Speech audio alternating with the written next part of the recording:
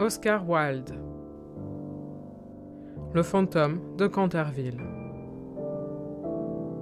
Nouvelle îlot idéaliste. Chapitre 1. Lorsque M. Hiram B. Otis, le ministre d'Amérique, fit l'acquisition de Canterville Chase, tout le monde lui dit qu'il faisait là une très grande sottise, car on ne doutait aucunement que l'endroit ne fût hanté. D'ailleurs, Lord Canterville lui-même, en homme de l'honnêteté la plus scrupuleuse, s'était fait un devoir de faire connaître la chose à M. Otis, quand ils en vinrent à discuter les conditions. « Nous-mêmes, dit Lord Canterville, nous n'avons point tenu à habiter cet endroit depuis l'époque où ma grand-tante, la duchesse douairière de Bolton, a été prise d'une défaillance, causée par l'épouvante qu'elle éprouva et dont elle ne s'est jamais remise tout à fait, en sentant 2 mains de squelette se poser sur ses épaules, pendant qu'elle s'habillait pour le dîner. Je me crois obligé à vous dire, monsieur Otis, que le fantôme a été vu par plusieurs membres de ma famille qui vivent encore, ainsi que par le recteur de la paroisse, le révérend Auguste Dampier, qui est un agrégé du King's College d'Oxford. Après le tragique accident survenu à la duchesse, aucune de nos jeunes domestiques n'a consenti à rester chez nous.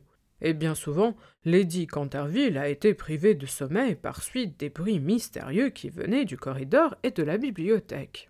« Milord, » répondit le ministre, « je prendrai l'ameublement et le fantôme sur inventaire.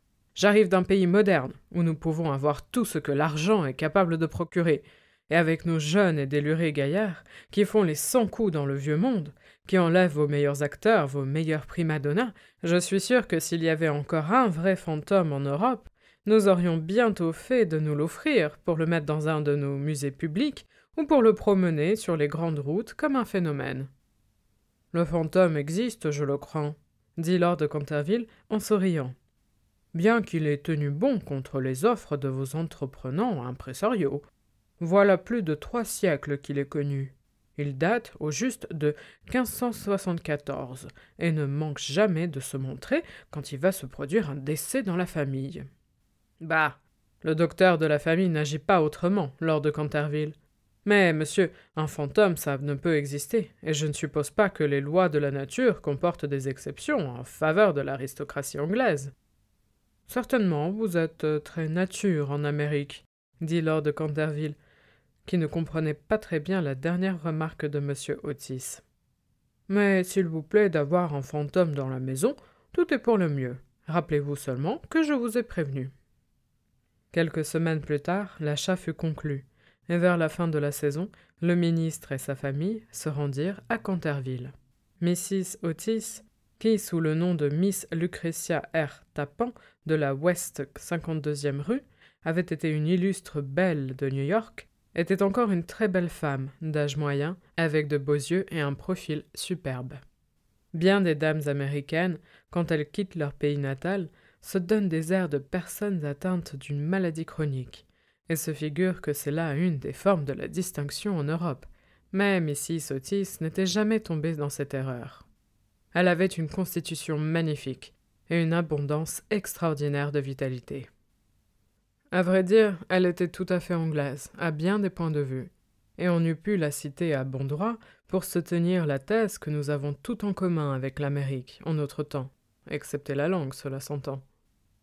Son fils aîné, baptisé Washington par ses parents dans un moment de patriotisme qu'il ne cessait de déplorer, était un jeune homme blond, assez bien tourné, qui s'était posé en candidat pour la diplomatie en conduisant le cotillon au casino de Newport pendant 3 saisons de suite, et même à Londres, il passait pour un danseur hors ligne.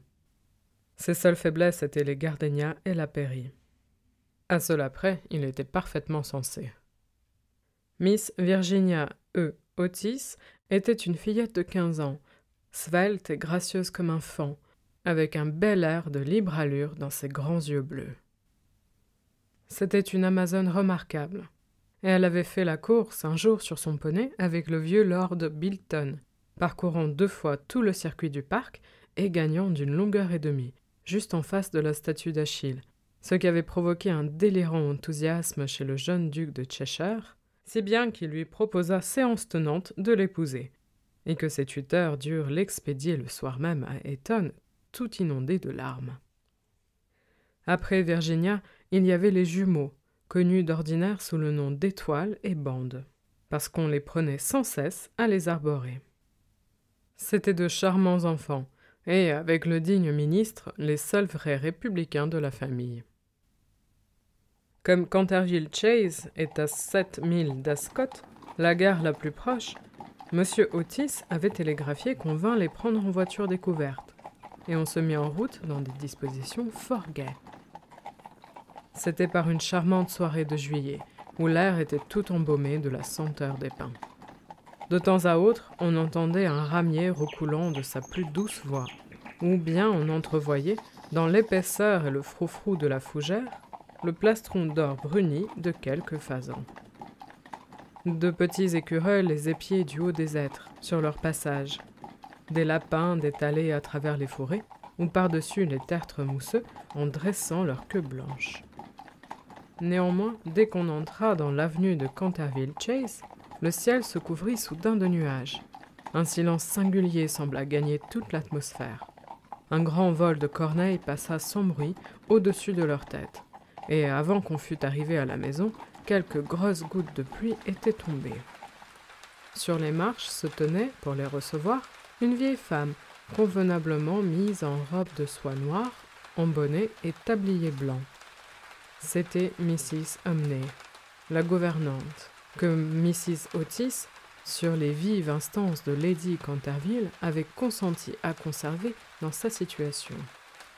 Elle fit une profonde révérence à la famille quand on mit pied à terre, et dit avec un accent bizarre du bon vieux temps. « Je vous souhaite la bienvenue à Canterville Chase. » On la suivit, en traversant un beau hall en style Tudor, jusque dans la bibliothèque, salle longue, vaste, qui se terminait par une vaste fenêtre à vitraux. Le thé les attendait. Ensuite, quand on se fut débarrassé des effets de voyage, on s'assit, on se mit à regarder autour de soi, pendant que Mrs. Umney s'empressait. Tout à coup, le regard de Mrs. Otis tomba sur une tache d'un rouge foncé sur le parquet, juste à côté de la cheminée, et, sans se rendre aucun compte de ses paroles, elle dit à Mrs. Umney. « Je crains qu'on ait répandu quelque chose à cet endroit. »« Oui, madame, » répondit Mrs. Umney à voix basse. « Du sang a été répandu à cet endroit. »« C'est affreux !» s'écria Mrs. Otis. « Je ne veux pas de taches de sang dans un salon. Il faut enlever ça tout de suite. » La vieille femme sourit, et de sa même voix basse, mystérieuse, elle répondit. « C'est le sang de Lady Éléonore de Canterville, qui a été tuée en cet endroit même par son propre mari, sire Simon de Canterville, en 1575. Sire Simon lui survécut 9 ans et disparut soudain dans des circonstances très mystérieuses. Son corps ne fut jamais retrouvé, mais son âme coupable continue à hanter la maison. La tache de sang a été fort admirée des touristes et d'autres personnes, mais l'enlever, c'est impossible. « Tout ça, c'est des bêtises !» s'écria Washington Otis. « Le produit détachant, le nettoyeur incomparable du champion Pinkerton fera disparaître ça en un clin d'œil. » Et, avant que la gouvernante, horrifiée, eût pu intervenir, il s'était agenouillé et frottait vivement le parquet avec un petit bâton d'une substance qui ressemblait à du cosmétique noir. Peu d'instants après, la tache avait disparu sans laisser aucune trace. « Je savais bien que le Pinkerton en aurait raison !» s'écria-t-il d'un ton de triomphe, en promenant un regard circulaire sur la famille en admiration. Mais à peine avait-il prononcé ces mots qu'un éclair formidable illumina la pièce sombre, et qu'un terrible roulement de tonnerre mit tout le monde debout, excepté Mrs. Umney, qui s'évanouit. « Quel affreux climat !» dit tranquillement le ministre, en allumant un long cigare. « Je m'imagine que le pays des aïeux est tellement encombré de population qu'il n'y a pas assez de beau temps pour tout le monde. J'ai toujours été d'avis que ce que les Anglais ont de mieux à faire, c'est d'émigrer. »« Mon cher Hiram, » s'écria Mrs. Otis, « que pouvons-nous faire d'une femme qui s'évanouit ?»« Nous déduirons cela sur ses gages avec la casse, » répondit le ministre. « Après ça, elle ne s'évanouira plus. » Et en effet, Mrs. Umney ne tarda pas à reprendre ses sens. Toutefois, il était évident qu'elle était bouleversée de fond en comble, et d'une voix austère, elle avertit Mrs. Otis qu'elle eut à s'attendre à quelque ennui dans la maison. « J'ai vu de mes propres yeux des choses, monsieur, » dit-elle, « à faire dresser les cheveux sur la tête à un chrétien. Et pendant des nuits et des nuits, je n'ai pu fermer l'œil à cause des faits terribles qui se passent ici. » Néanmoins, M. Otis et sa femme certifièrent à la bonne femme avec vivacité qu'ils n'avaient nulle peur des fantômes. La vieille gouvernante, après avoir appelé la bénédiction de la Providence sur son nouveau maître et sa nouvelle maîtresse, et pris des arrangements pour qu'on augmentât ses gages, rentra chez elle en clopinant.